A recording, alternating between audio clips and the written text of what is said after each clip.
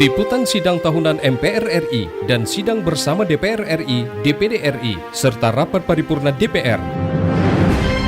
Penyampaian RUU tentang APBN tahun 2023. Kerjasama RRI Pro 3 dengan TV Radio Parlemen DPR RI.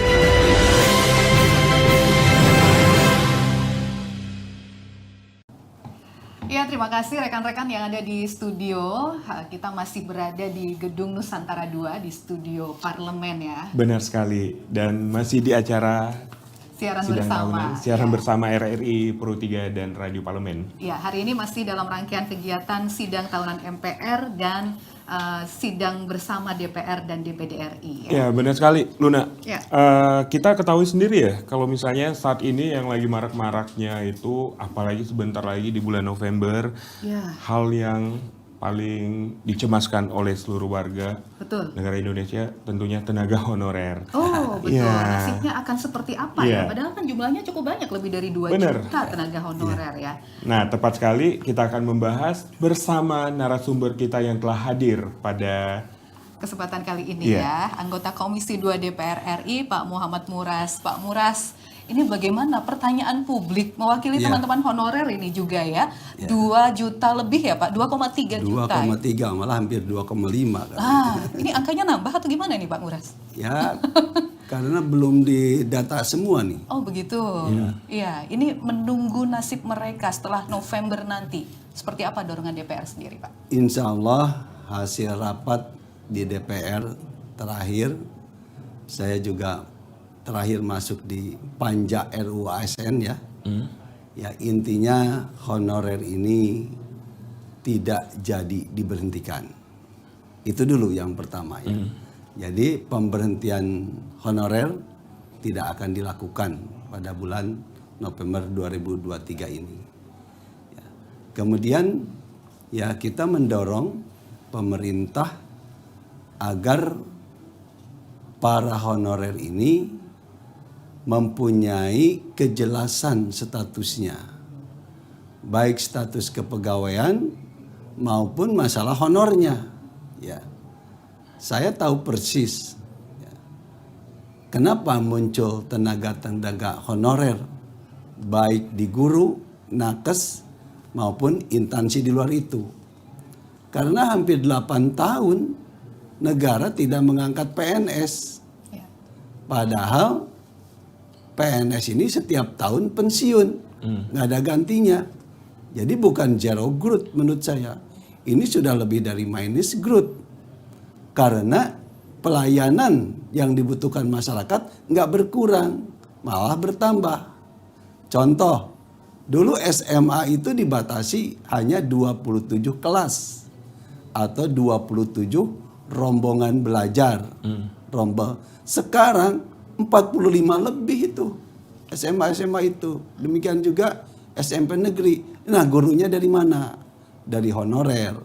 Dan itu tidak diberikan penghasilan dari pemerintah atau pemerintah daerah.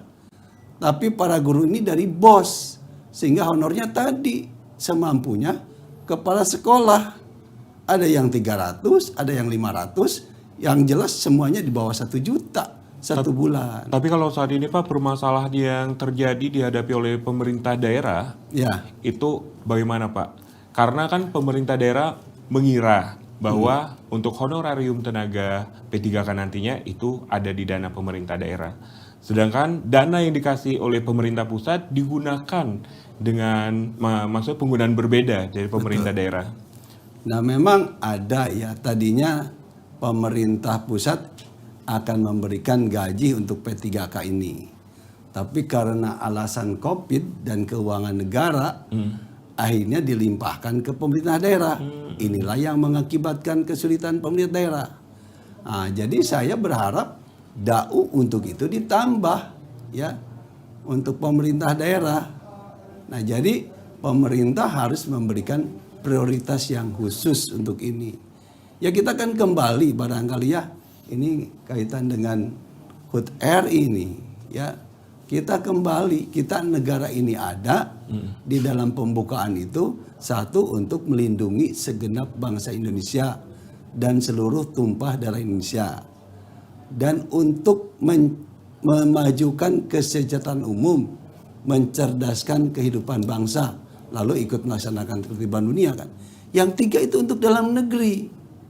Nah kalau kita kaitkan dengan visi misi Pak Presiden dari Nawacita, yang pertama itu kan meningkatkan kualitas sumber daya manusia.